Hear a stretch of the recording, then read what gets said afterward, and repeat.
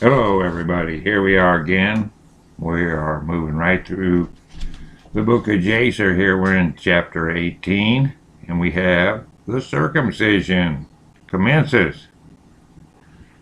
Okay, so we explained that it is a sign of circumcising away from the gods of Canaan, all the plethora of names for these fallen angel deities, and to separate yourself.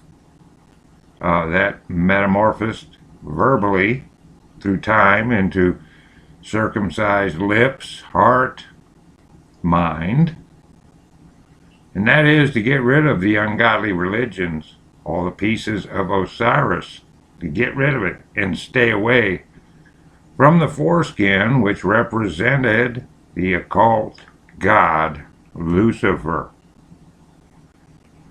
Okay, chapter 18 in the book of Jasher, our history book, verse 1. And Abraham rose and did all that God had ordered him, and he took the men of his household and those bought with his money, and he circumcised them as the Lord had commanded him. And there was not one left whom he did not circumcise.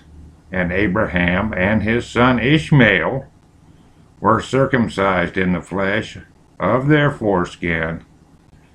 13 years old was Ishmael when he was circumcised in the flesh of his foreskin. In the third day Abraham went out of his tent and sat at the door to enjoy the heat of the sun during the pain of his flesh. And the Lord, that's Jesus Christ, appeared to him in the plain of Mamre and sent 3 of his ministering angels to visit him. And he was sitting at the door of the tent, and he lifted his eyes and saw, and lo, 3 men were coming from a distance.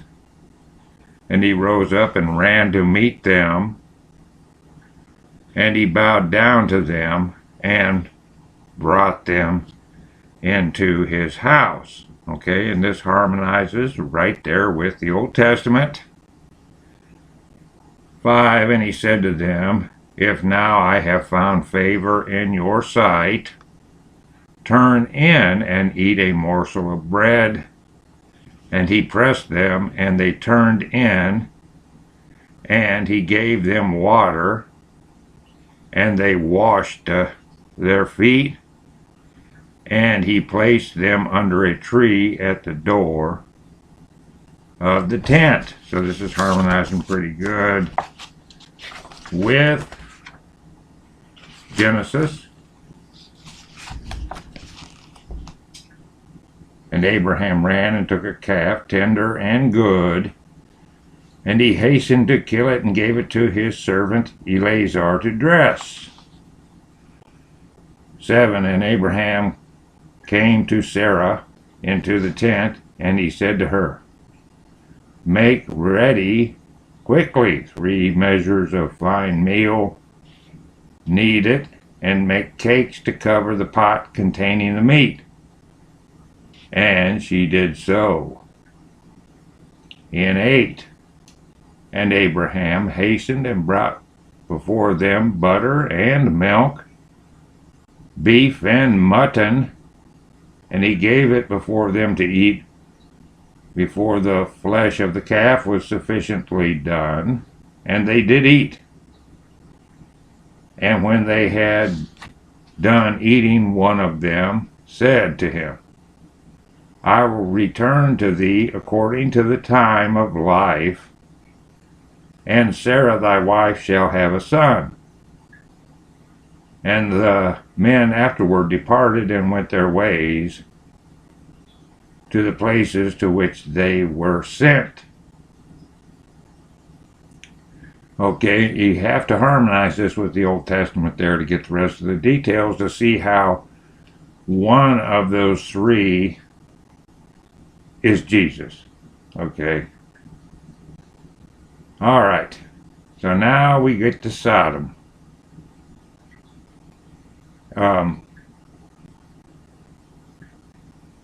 Now, what I'm saying there is that one of the three lingered.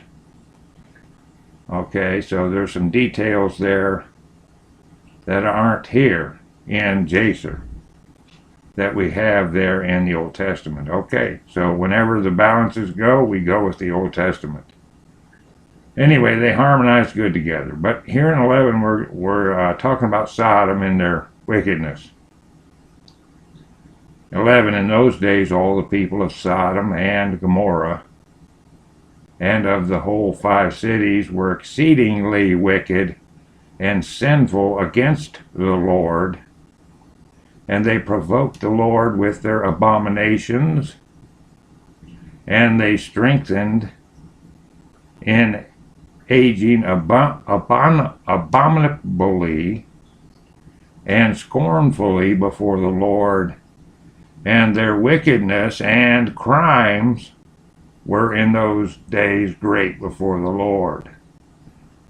Okay, now see, like I said, Jesus Christ, when he was in the flesh, and it's in our doctrine, he said, look at this land and what it was like, and compare that to his second coming.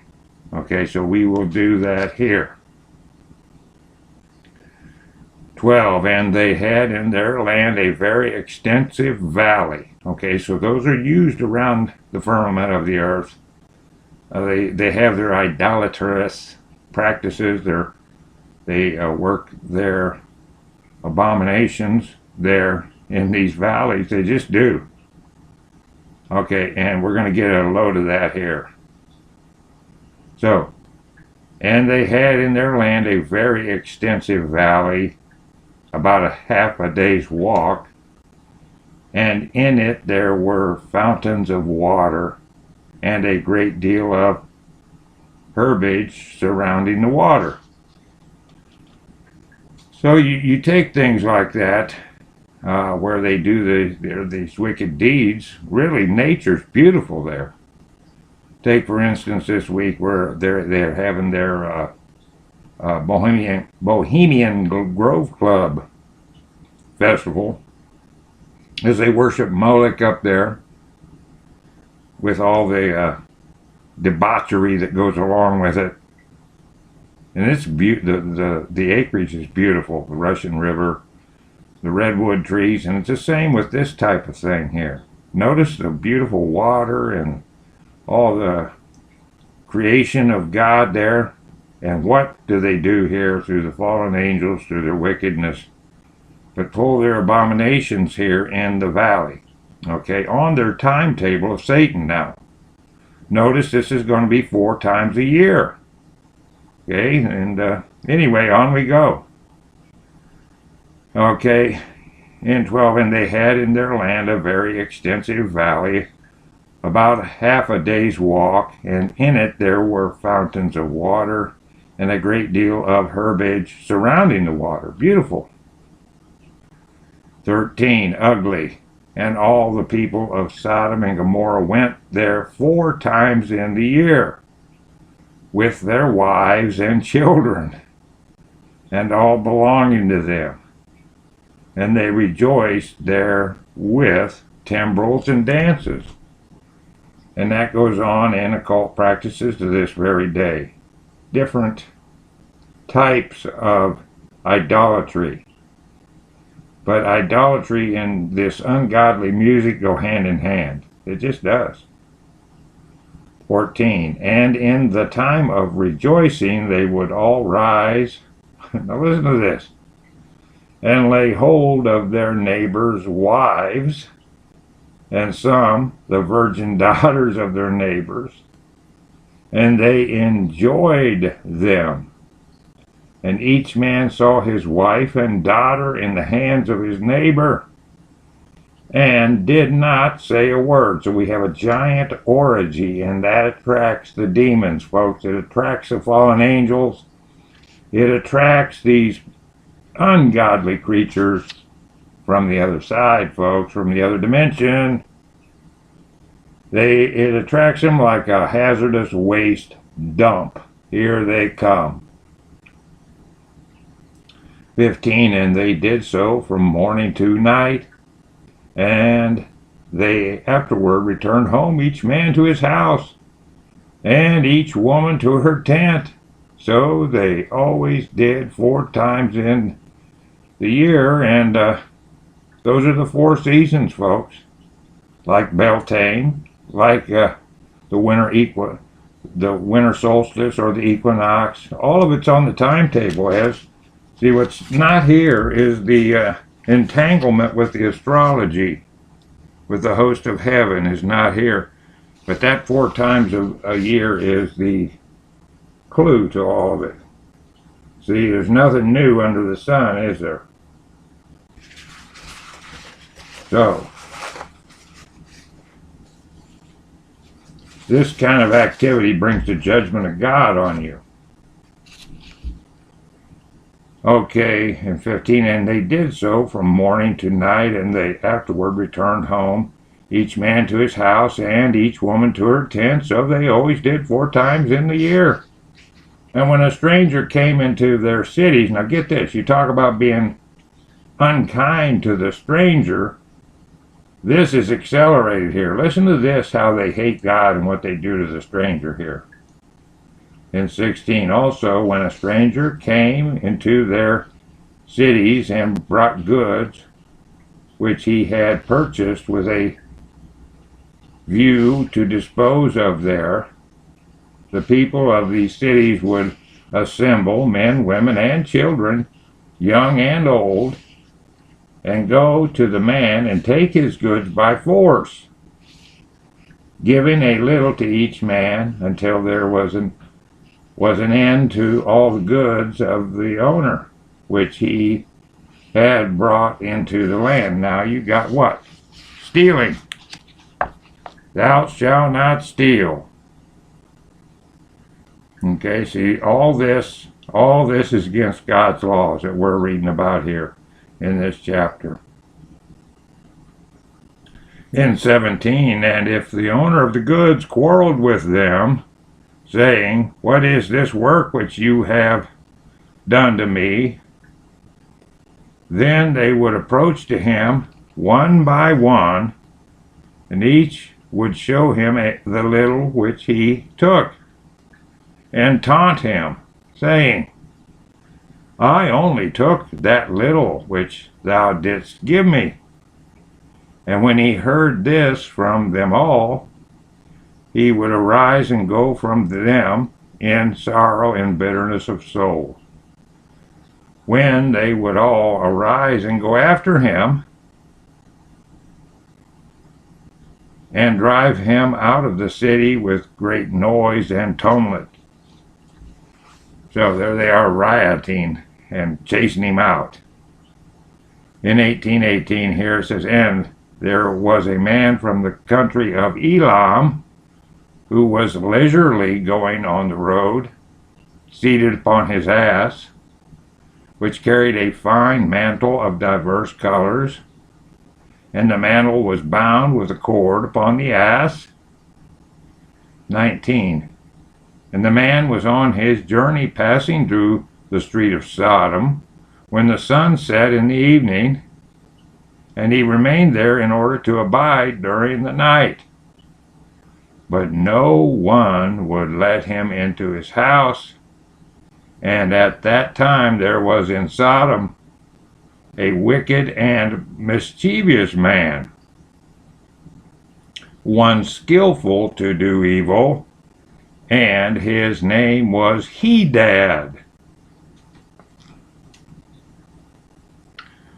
So these people have skill in evil, all right? And that has not changed to this very day. 20. And he lifted up his eyes and saw the traveler in the street of the city. And he came to him and said, Whence comest thou? And whither dost thou go? Question mark. And the man said to him, I am traveling from Hebron to Elam, where I belong.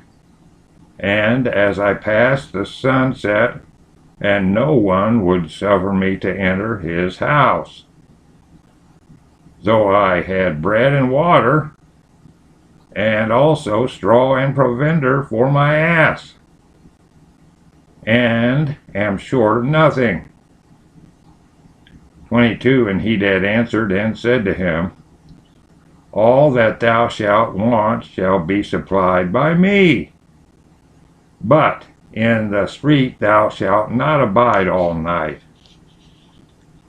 23. And Hadad brought him to his house, and he took off the mantle from the ass with the cord, and brought them to his house.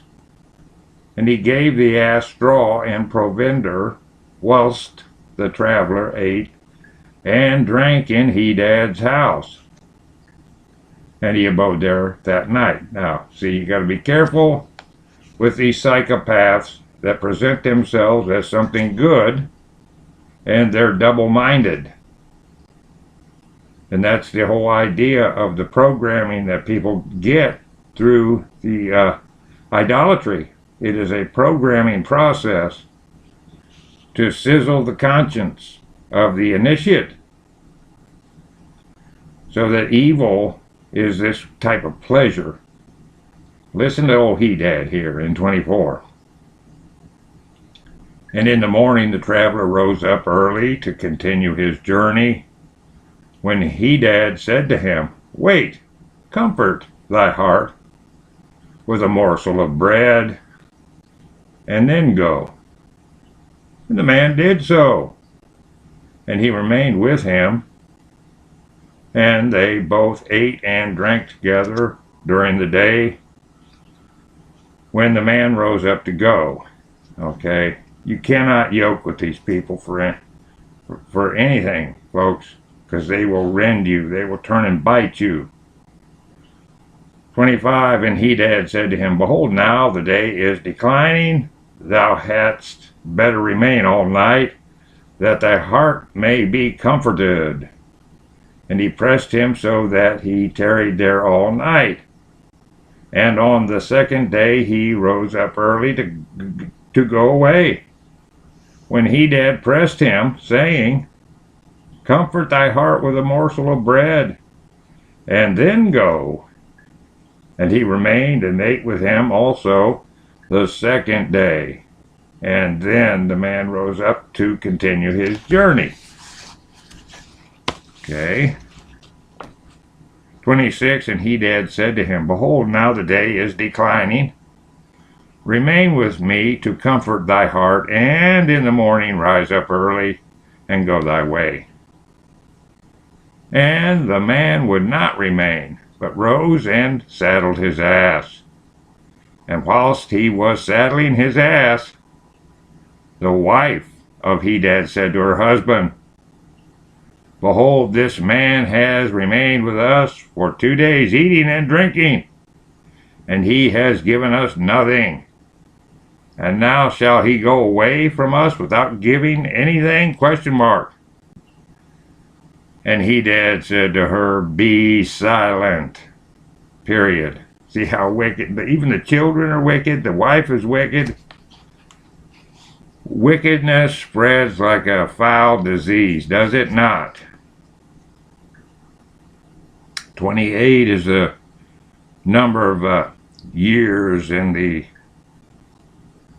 Sun Cycle Julian calendar, Feast of the Beast timetable of Satan, every 28 years. Feast of the Beast, and here it is, in an ungodly manner. And the man saddled his ass to go, and he asked Hadad to give him the cord and mantle to tie it upon the ass. And Hadad said to him, What sayest thou? Question mark. And he said to him, that thou, my Lord, shalt give me the cord and the mantle made with divers colors, which thou didst conceal with thee in thy house to take care of it. 30. And he that answered the man, saying, This is the interpretation of thy dream. The cord which thou didst see means that thy life will be lengthened out like a cord. And having seen the mantle colored with all sorts of colors means that thou shalt have a vineyard in which thou wilt plant trees of all fruits. Period. And the travelers answered, saying, Not so, my Lord, for I was awake when I gave thee the cord, and also the mantle woven with different colors, which thou didst take off the ass to put them by for me. And he that answered and said, Surely I have told thee the interpretation of thy dream, and it is a good dream. And this is the interpretation thereof. And there you go with the occultism. They want to, what do you want to call it? They want to take the real history of something and turn it into some nightmare dream to interpret. Like someone told me, well, the Tower of Babel is just some dream that you can interpret. I said, baloney. I seen the archaeology on it. I seen the bricks. What's left of it. It's not some dream. That is real history. So this is not a ploy that's went away. This is the type of thing that the occultists do. Instead of taking scriptures word for word, literally, they want to say it's a poem or something that they can all interpret the way they see fit, and all that's just lies. The Bible's in plain English. And the similitudes are interpreted within itself. The Bible interprets itself, so there's no room for debate on the meaning of the Bible. But here we go with this. You think you had this mantle? It's just a dream, dude. Amazing. 32. Now the sons of men give me 4 pieces of silver, which is my charge for interpreting dreams, and of thee only I require 3 pieces of silver. 33. And the man was provoked at the words of Hedad, and he cried bitterly, and he brought Hedad to Shirach, judge of Sodom. And there's another thing when it comes to occultists in positions. They are all crooks. You can't have somebody in the mystery school of Egypt or Babylon and expect any fair treatment. Now you got this crooked judge here, all right? And that goes on to this very day. You can't have somebody in these secret societies, I don't care if it's a preacher, I don't care what his position is, they are going to destroy people. They just are. They're crooks. They're going to take the George Soros money.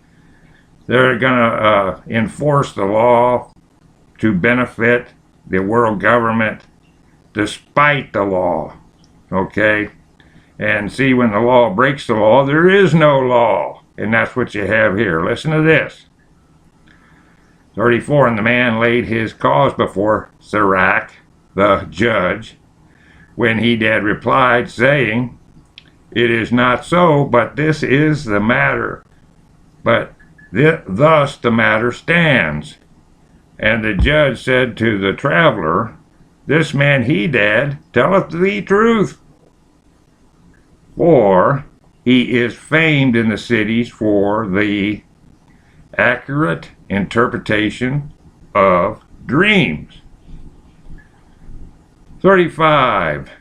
And the man cried at the word of the judge, and he said, Not so, my lord, for it was in the day that I gave him the cord and mantle which was upon the ass, in order to put them by in his house.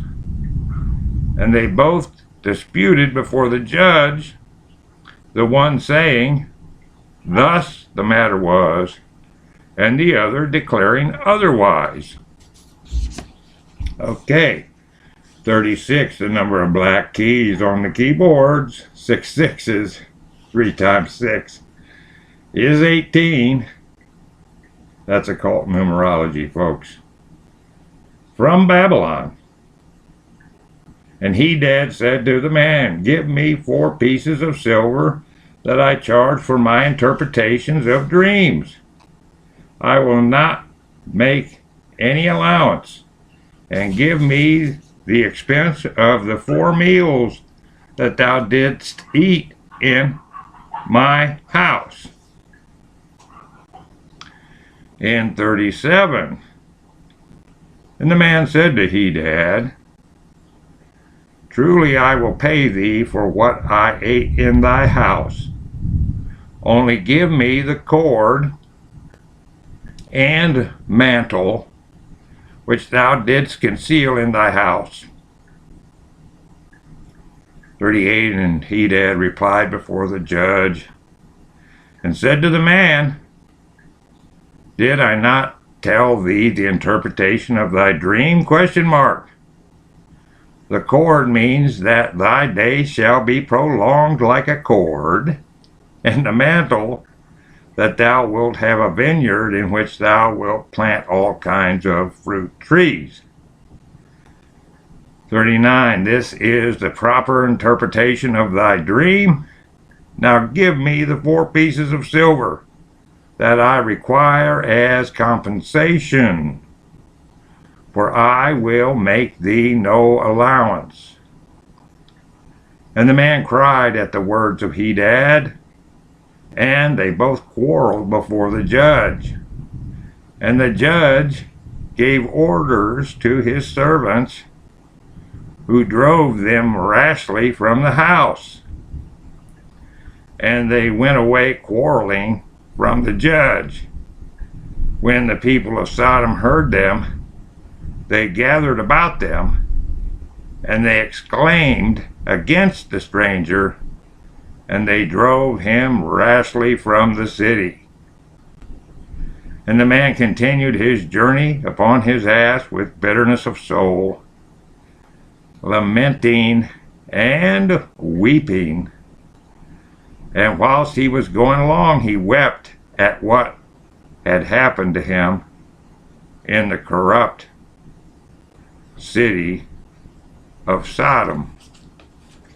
Okay, and that's the kind of thing that goes on with perverted cities and countries.